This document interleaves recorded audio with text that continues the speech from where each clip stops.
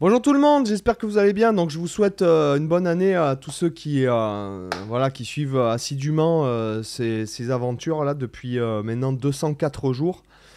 Donc souvent, j'aimerais bien me parler des bonnes résolutions que les gens se mettent le 1er janvier. J'ai toujours pensé que les résolutions du jour de l'an c'était de la merde. Je trouve que c'est complètement débile d'attendre le jour de l'an pour se lancer un défi, pour se dire ah tiens je vais bosser, ah tiens je vais... J'ai toujours trouvé que c'était un peu, comment dirais-je, absurde en fait. Et donc, ce que je veux vous dire, c'est que on va parler de justement de un an. Voilà, un an, je pense qu'il y a beaucoup de gens qui surestiment ce qu'ils sont capables de faire en un an. Et beaucoup sous-estiment ce qu'ils sont capables de faire en 10 ans en fait. Voilà. Je pense que le rapport il se passe un peu dans ce niveau-là.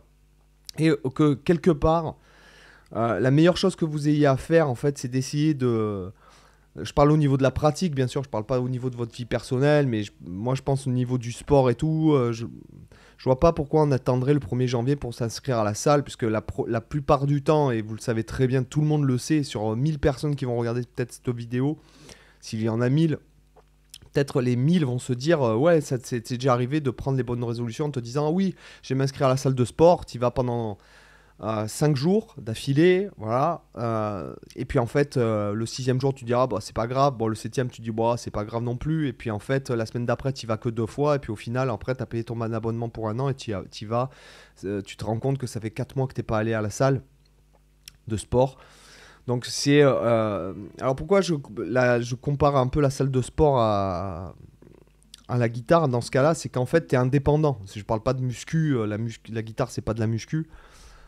Mais quand tu vas à la salle, tu es indépendant, tu es seul. La plupart du temps, tu prends pas un coach pour aller à la salle. Parce que ça vaut trop cher, parce que des fois ça te saoule, t'as pas envie d'être tenu par une heure, etc. Ouais, je suis ok avec ça.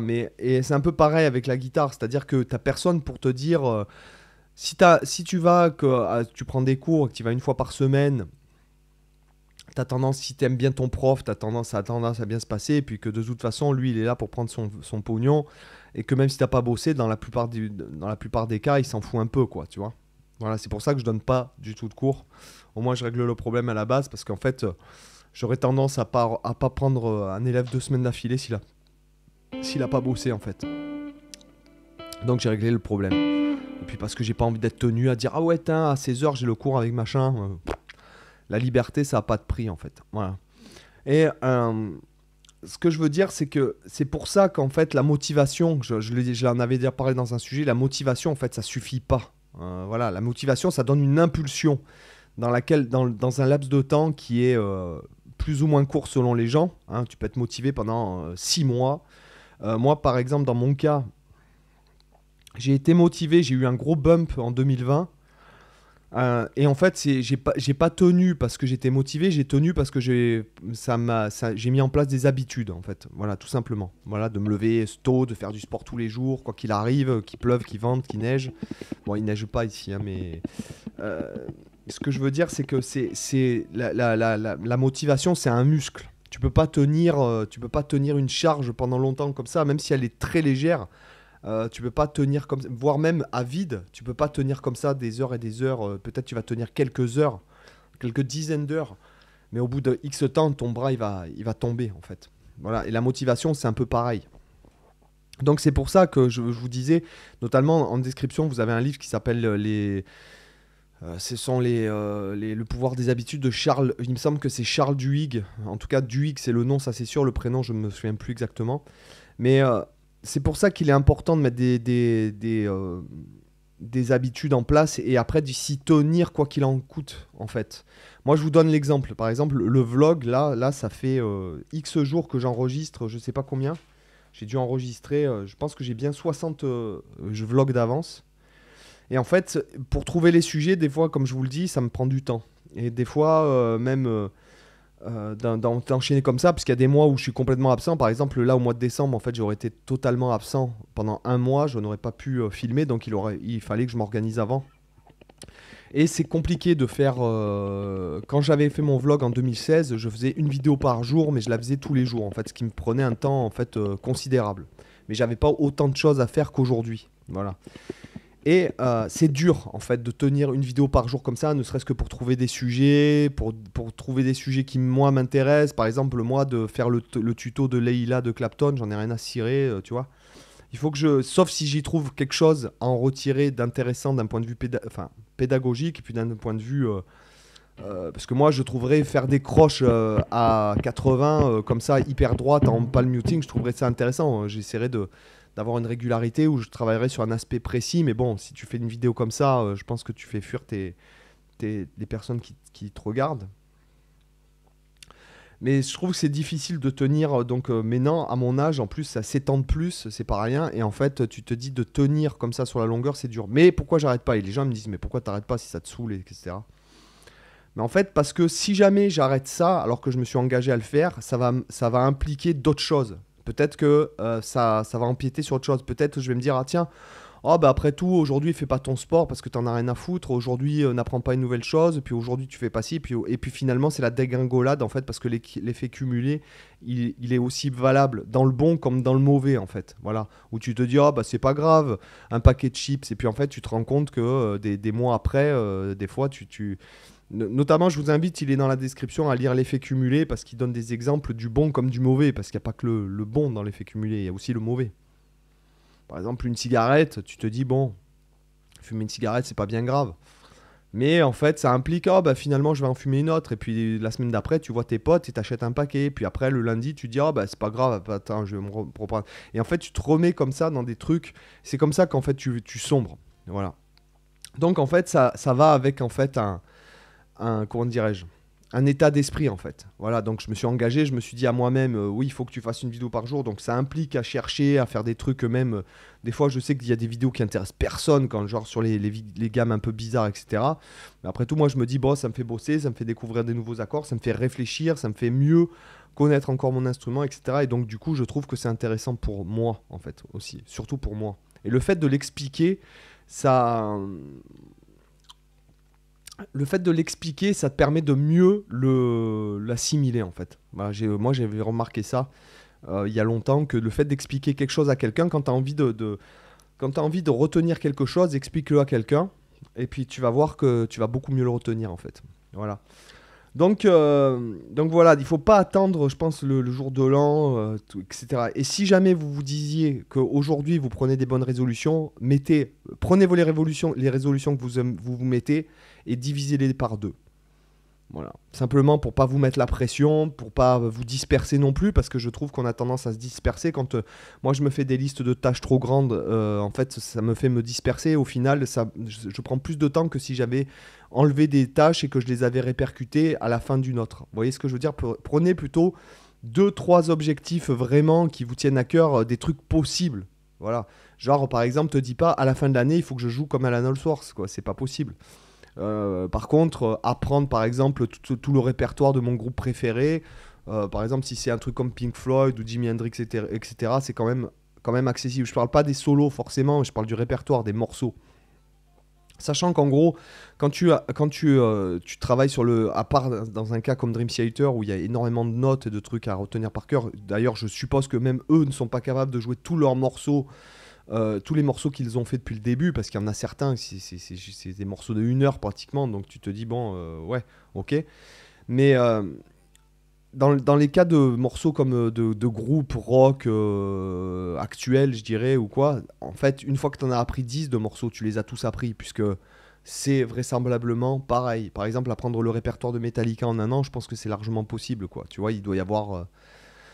à l'heure actuelle, il doit y avoir une dizaine d'albums, peut-être 12, je sais pas exactement, mais c'est possible. Voilà. Alors que, voilà, donc si vous vous mettez des objectifs, mettez-vous des objectifs, ne les surestimez pas en fait. Et ne vous mettez pas la pression vis-à-vis de ça. Par exemple, ça pourrait très bien être, oui, je veux être capable d'improviser dans toutes les tonalités. Et ça, c'est possible. Il y a 12 mois, tu te dis, ouais, je fais une tonalité par mois et c'est bon, on est fait, quoi. Voilà. Donc, il y a des trucs comme ça où il faut apprendre à avoir du recul. Et j'en reviens aussi à un truc qu'on me pose souvent, les gens me posent des questions sur, oui, tu crois qu'il faut que je travaille plus ça ou plus ça ou plus ça? Je sais pas. Ça, je peux pas te dire, il n'y a pas de généralité. Les gens s'imaginent qu'en fait, il y a des généralités pour la musique et pour la guitare. Oui, je pense qu'il y a des grands axes communs, je dirais. Mais je pense pas que tu puisses te mettre à la place en disant oui, moi, il faudrait. Alors, est-ce que tu penses que c'est mieux que je travaille des études ou est-ce que tu penses que c'est mieux que je travaille des exercices ou que des gammes? Bah oui, mais j'ai envie de te dire que si jamais tu travailles une étude, il vaut mieux que tu connaisses tes gammes avant et un peu avoir fait d'exercices. Et encore une fois, les exercices, c'est pas forcément des exercices complexes. Il faut bien comprendre ce que l'exercice fait travailler en fait. Voilà. Ça, c'est vraiment, vraiment important. Et c'est ce que je dis souvent. Alors, je sais pas combien de regarderont cette vidéo. J'espère que. Ça me fait plaisir d'avoir dans les commentaires où des gens me disent ouais, j'ai jamais tant progressé qu'en regardant tes vidéos, etc. Parce que je pense que ce sont ceux qui tombent peut-être sur les bonnes vidéos, en fait. Ou celles où je parle de choses qui sont. Tu peux débloquer une personne rien qu'en lui disant un truc, sans lui montrer, parce que toi, t'es passé par là. Donc, du coup, tu raisonnes avec lui. Et à l'inverse, tu peux avoir des gars qui vont pas du tout progresser alors qu'ils vont regarder toutes tes vidéos, ça m'est déjà arrivé plusieurs fois parce qu'il y a un petit coucou à ceux qui me reconnaissent des fois dans la rue ou dans le métro ou ça m'est arrivé à l'aéroport, enfin bon bref, peu importe, ou dans le train. Et en fait, il y a des gars qui sont capables de te sortir ah oui, dans telle vidéo, t'as dit ça et tout. Et toi, même plus, tu t'en souviens, limite, t'as changé d'avis. Tu sais, ah ouais, je me souviens pas trop bien. Tu sais, il y a des vidéos, il y en a plus de 1000 sur mon site. Il y en a. J'en avais fait déjà une palanquée là sur cette chaîne, il doit y en avoir pas loin de 500, mais non, peut-être, ou peut-être un peu moins, voilà. Mais tu peux pas te. Je me souviens pas de tout ce que j'ai dit en plus, en plus c'est toujours. euh, je les fais toujours comme ça là, c'est-à-dire qu'elles sont faites en live, les vidéos, elles sont pas enregistrées, elles sont pas remontées, je me réécoute pas après, je regarde pas mes vidéos, franchement, jamais, je crois que j'ai jamais regardé une seule de mes vidéos. De celles-ci qui sont tournées comme ça, de cette façon-là, c'est-à-dire sans montage. Je crois que j'ai jamais regardé une vidéo en fait, en vérité. Donc, tu vois, c'est compliqué. Donc après, il faut pas se dire qu'il y a une généralité, il faut trouver sa voie en fait, essayer des choses, se planter, avoir des échecs, c'est hyper important, je pense. Et surtout, pas avoir peur en fait d'essayer des choses et pas avoir peur de se mettre en danger, pas avoir peur d'aller voir des gens parce que franchement, comme je le disais, c'est un peu frustrant quand on est en face à la caméra, on n'a pas les gens en face de soi et peut-être que je dis à un moment donné, je dis des choses qui peut-être pour certains d'entre vous sont pas les bonnes choses à entendre. Voilà, peut-être que si j'avais la personne en face, je lui dirais différemment. Voilà. Et c'est ça que je pense qui est problématique. Donc en fait, essayer d'être à contre-courant en fait d'aujourd'hui, c'est-à-dire où tu as 5000 amis sur Facebook que tu connais pas, que tu n'as jamais rencontrés, tu likes leurs publications tous les jours, tu leur parles peut-être même des fois tous les jours, et en fait tu les as jamais rencontrés. Donc vraiment, je vous dis, essayez d'aller voir les gens, d'aller même voir des profs, pas que d'acheter des formations sur Internet, parce que l'aura de la personne, elle influe vachement sur votre aller voir des masterclass, même si ça t'intéresse pas plus que ça, je trouve qu'il y a toujours quelque chose à retenir de quelqu'un, en fait. Même de quelqu'un dont t'aimes pas la musique, par exemple. Si t'aimes pas du tout le métal, bah, d'aller voir un masterclass de métal, peut-être il va te dire un truc sur un mouvement qui va te faire résonner sur quelque chose. Il faut pas se fermer, en fait. Parce que oui, c'est du métal, parce que c'est du jazz, parce que c'est du blues. Moi, j'aime pas le blues. Voilà, enfin, pas moi, mais dans l'absolu, ce que je veux dire, ce que les gens pourraient se dire. Donc, je vais pas voir, par exemple, un masterclass qui passe à côté de chez moi où le gars il fait du blues. Par exemple, je prends l'exemple de Florent Passamonti, puisque c'est des créateurs que je préfère. Enfin bon, après, j'en connais plein, je suis ami avec tout le monde, c'est pas pour dire un autre ou pas. Mais Florent Passamonti, j'aime beaucoup le personnage déjà. Je trouve qu'il est calme, je trouve qu'il est posé, je trouve qu'il parle super bien. C'est un mec qui a écrit beaucoup de bouquins, qui a écrit beaucoup d'articles et du coup euh, qui a même une rhétorique, etc. Et ce qu'il fait, je trouve qu'il joue super bien. Et donc, si t'aimes pas le blues, ça serait con s'il passe Florent Passamonti à côté de chez toi, de pas aller l'écouter, quoi. De pas aller voir, de pas aller lui poser des questions, de pas. Même si c'est pas ce qui t'intéresse principalement, le gars, le personnage est enrichissant. Il n'y a pas que la musique qui s'évade des personnages. Toi, par exemple, moi, je suis pas fan de Mike Stern. Par exemple, j'ai eu l'occasion de le rencontrer, de discuter un peu avec lui vite fait dans une masterclass. Donc moi, j'étais en masterclass avec Sylvain Luc. Dans une autre classe, il y avait Mike Stern. Mike Stern, eh ben, il m'a inspiré sur quelque chose d'autre, quoi. toujours essayer de toujours aller vers les autres, toujours être open, s'en foutre du regard des autres, etc. Je trouve que c'est inspirant. Des fois, les gens vous inspirent pas forcément par leur musique ou par leur jeu, ou par leur pédagogie, ou par leur son de guitare et tout, mais ils peuvent vous inspirer euh, de façon humaine. Et c'est ça qui importe quoi, aujourd'hui. Il y a des choses qui transparaissent pas par rapport à l'écran. Voilà, mais que rien que d'être dans le périmètre autour de la personne, ça t'apporte. Voilà. Donc je vous invite à faire ça, les gars, surtout. Et je vous souhaite une bonne année. Et je vous dis à demain. Bye bye, ciao.